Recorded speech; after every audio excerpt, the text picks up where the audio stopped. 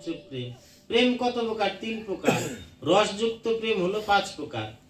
প্রেম 3 প্রকার: অনুরাগ, সক্রিয়া আর একটা পরক্রিয়া, আর শান্ত, দাস্য, সখ্য, বাৎসল্য, মধুর, এই পঞ্চরস।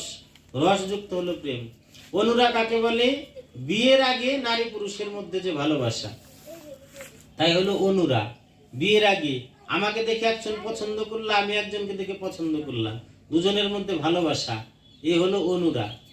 তারপরে সক্রিয়া, বিয়ের পরে স্বামী স্ত্রীতে ভালোবাসা। পরক্রিয়া কাকে বলে?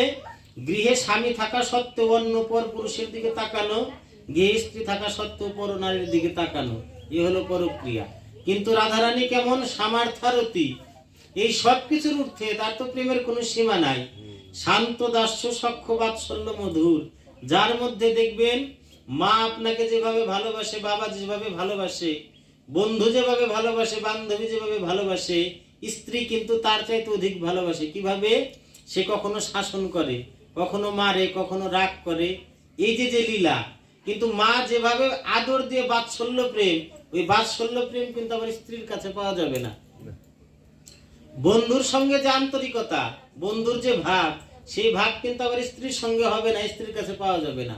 এই জন্য ধাপে ধাপে, 1-এ না পড়লে যেমন 2-তে উঠা যায় না, হাই স্কুল অতিক্রম না করলে কলেজ ইউনিভার্সিটিতে পড়া যায় না, এই ভগবানের লীলাও তাই।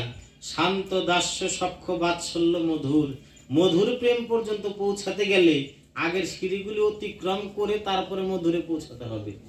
লাভ দিয়ে স্বয়ং সাথে সাথে মধুরে পৌঁছানো যায় না। চট করে বড় লোক হতে লটারি কাটি, লটারি কাটি, লটারি কারা কাটে? যারা চট করে বড় লোক হতে চায়। চট করে যারা বড় লোক হয়, এত টাকা কি করবো মুখ তমুক করতে করতে সবকিছু শেষ।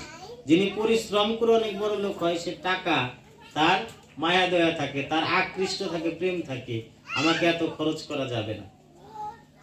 তাহলে শান্ত, দাস্য, সখ্য, বাৎসল্য, মধুর। শান্ত প্রেম ভাব, ভগবানকে ছাড়া কিছুই বোঝে না। দাস্য প্রেমও তাই, বাৎসল্য প্রেমও তাই, মধুর প্রেমও তাই। দাস্য প্রেম যেমন হনুমান, হনুমান বলছে রামচন্দ্র তুমি আমার প্রভু, আমি তোমার দাস, এই মাত্র, আর কোনো কিছু জানি না।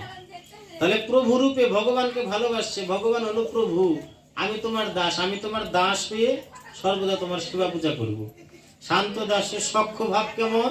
শ্রীদাম আর সুদাম, বাল্য সুদাম, ব্রাহ্ম সুদাম, দাম্ব সুদাম, এই যে ভগবানের নাম, ভগবানের ভক্ত।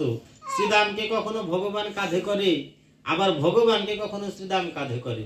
এই যে ভাব, কোন স্বামী কি কোন স্ত্রীর কাঁধে উঠতে পারে? পারে না। তাহলে বন্ধুর সঙ্গে যে ভাব, রমণীর সঙ্গে সে ভাব হয় না। এই জন্য হলো মধু। তাই সখ্য এবং বাৎসল্য প্রেম উত্তম প্রেমের অধিকারিণী, উত্তমের দিকে। শান্ত প্রেম, দাস্য প্রেম, সখ্য, বাৎসল্য, বাৎসল্য ভাবের অধিকারিণী শ্রীমতী যশোমতী।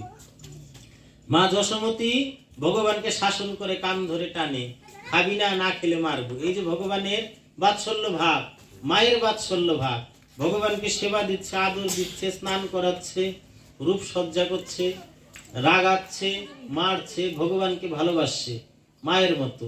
আবার মধুর প্রেম কি? এই যে শান্ত, দাস্য, সখ্য, বাৎসল্য চতুর্ভাবের মিশ্রণ একত্রে যার মধ্যে আছে, তাই হলো মধুর। সে মধুর মাধুর্য ভাবের অধিকারিণী একমাত্র শ্রীমতী রাধারানী। তাই এখানে বললেন যে হে সখী সে সব প্রেম কামিনী, কানুঠামে কহিব বিছুরহ জানি। যে একমাত্র রাধারানী শুধু জানে সেই প্রেমের কাহিনী। কৃষ্ণ বিহনে বিছুরহ, গোবিন্দ যখন রাধারানীকে পরিত্যাগ করে অনেক দূরে যায়, তখন একমাত্র রাধারানী বুঝে যে কৃষ্ণ ছাড়া হওয়ার কেমন, কৃষ্ণ বিনা তার কেমন লাগে। অর্থাৎ যে যাকে ভালোবাসে, সে যদি তার কাছ থেকে হারা হয়, তাহলে সে সবচেয়ে বুঝতে